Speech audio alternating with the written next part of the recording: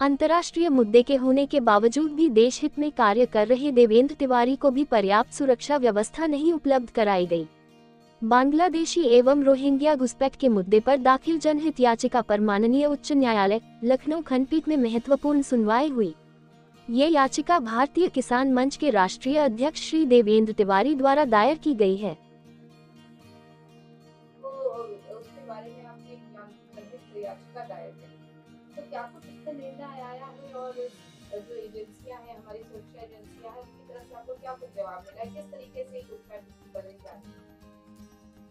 आज उसी क्रम में आज पीआईएल लगी हुई थी, जिस पर सुनवाई की माननीय न्यायमूर्ति ने और कठोर कार्रवाई के लिए कहा। लेकिन सरकारों में जो एजेंसियां हैं, यूडीआई हो, इलेक्शन कमीशन हो, इनके द्वारा जो उनके आधार कार्ड, उनके वोटर आईडी प्रोवाइड किए जा रहे हैं, इनको लेकर आज कोर्ट ने सख्त रुख अपनाया और हमारे अधिवक्ता कार्तिकेय सिंह जी ने इसको लेकर प्रमुखता से ये चीज उठाई कि 4 सप्ताह हो गए, अभी भी किसी के द्वारा अपने जो उनसे मांगा गया था कि अपनी पक्ष रखें, किसी भी एजेंसी ने नहीं रखा। इस पर कोर्ट काफी नाराज हुई और उसके बावजूद भी सभी इलेक्शन कमीशन से लगाए गए यूडीआई सभी लोग 3 से 4 सप्ताह का समय मांग रहे थे। लेकिन माननीय न्यायालय ने कड़ा रुख अपनाते हुए कहा कि 2 सप्ताह के भीतर ही सभी एजेंसियां, भारत सरकार की, उत्तर प्रदेश की, जो भी बॉर्डर्स सिक्योरिटीज को जो लोग पार्टी हैं इस मुकदमे में,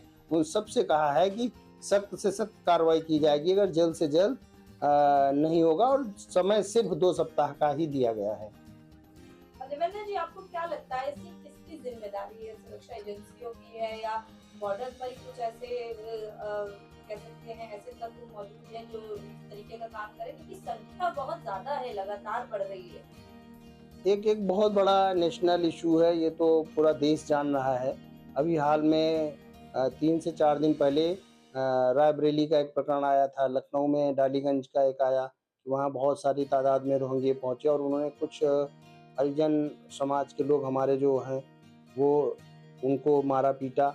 और तब मैंने यहाँ रायबरेली डीएम से और एसएसपी से बात की, तो वहाँ मौके पे पर्याप्त पुलिस बल पहुंचा, लेकिन इसी दौरान वो भाग गए। इन सभी कृत्यों में एक विशेष समुदाय के लोग, मैं कहूँगा कि मुस्लिम समुदाय के लोग ही उनका विशेष सहयोग कर रहे हैं और हमारे कुछ राजनेता हैं जो इसमें लिप्त हैं और एजेंसियां भी ठीक से काम नहीं कर रही हैं। बॉर्डर सिक्योरिटी फोर्सेज इतनी बड़ी फोर्सेज हैं, भारत की सबसे बड़ी सेना है, उसके बावजूद भी बॉर्डर से ये लोग कैसे अंदर आ रहे हैं, आकर किस तरह छुप रहे हैं, यूडीआई कैसे उनका आधार कार्ड बना रही है। अभी हमारी जांच एजेंसियों ने हाल में ही 15 दिन पहले एटीएस ने, एसटीएफ ने एक बड़ा रैकेट का भांडाफोड़ किया था कि जो लोग आधार कार्ड और वोटर आईडी प्रोवाइड कराते थे लोगों को, उनको उनके खिलाफ पकड़ा और कठोर कार्रवाई। तो ये तो प्रूफ हो गया कि बड़े स्तर पर हेरफेर हो रहा है और भारत को पूरी तरह से बर्बाद करने की साजिश की जा रही है। इसी क्रम में हम लोग रात दिन प्रयास कर रहे हैं कि इन लोगों को जहां भी खबर मिलती है चिन्हित करके इन्हें बाहर भिजवाने का कार्य किया जाएगा और कठोर से कठोर कार्रवाई करवाई जाए माननीय न्यायालय के थ्रू। लखनऊ में बहुत सी दुकानों में जो कहीं 25-15 दिन से काम किया हुआ है और ना तो उसका आधार कार्ड लिया जा रहा है, क्या इसके जिम्मेदार कौन? मालिक जिम्मेदार होगा या कौन होगा?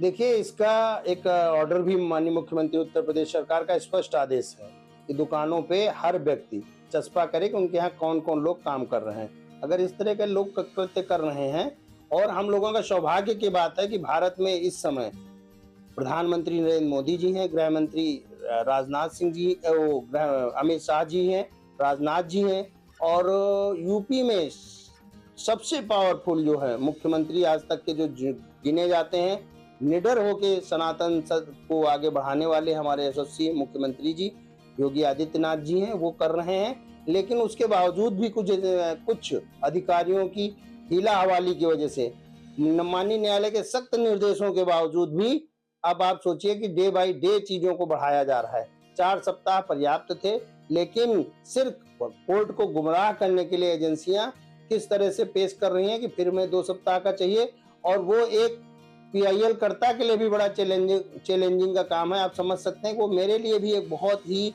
संकट का समय है कि जितना टाइम लंबा होता जाता है उतना ही लोगों में फ्लो होता जाता है कि किसके द्वारा पीआईएल की गई है।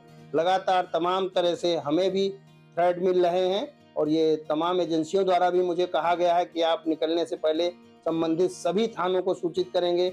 अब मैं कहीं भी जाता हूँ, आप मेरी स्वतंत्रता छिन गई है एक तरह से, लेकिन मैं भारत के लिए सब कुछ करने को तैयार हूँ और भले ही मुझे हाउस में ही क्यों न रहने दिया जाए कि बाहर नहीं निकलना, लेकिन मैं इन सब चीज़ों को उठाता रहूँगा और आगे भी उठाता रहूँगा। और जब तक इन बांग्लादेशी रोहिंग्यों को, विदेशियों को बाहर नहीं भगाया जाएगा, तब तक हम आराम से नहीं बैठेंगे और हमारी मुहिम ये लगातार चलती रहेगी। माननीय न्यायालय और सरकार का पूरा सहयोग है और वो कह रहे हैं कि इस तरह की चीज़ों को तत्काल बाहर किया जाए।